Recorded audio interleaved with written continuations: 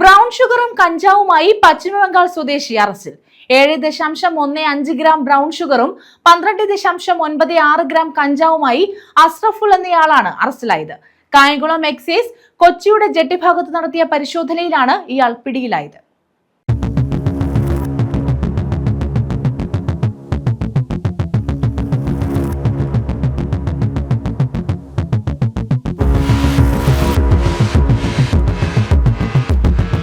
Kayamkulam excise range സംഘം കണ്ടല്ലൂർ കൊച്ചിയുടെ jetty ഭാഗത്ത് കഴിഞ്ഞ ദിവസം നടത്തിയ പരിശോധനയിലാണ് ബ്രൗൺ ഷുഗറും കഞ്ചാവുമായി ബംഗാൾ സ്വദേശി അറസ്റ്റിലായത്.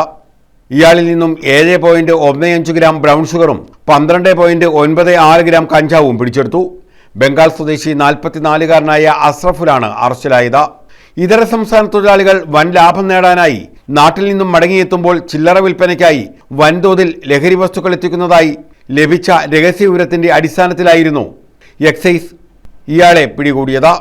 ഇതര സംസ്ഥാന തൊഴിലാളികൾ ഏറെ നാളുകളായി എക്സൈസ് ഷാഡോ സംഘത്തിന്റെ നിരീക്ഷണത്തിലാണ്.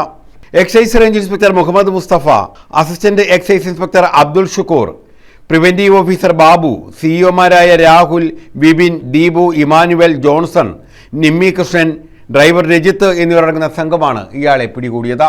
News bureau, Kayamkulam.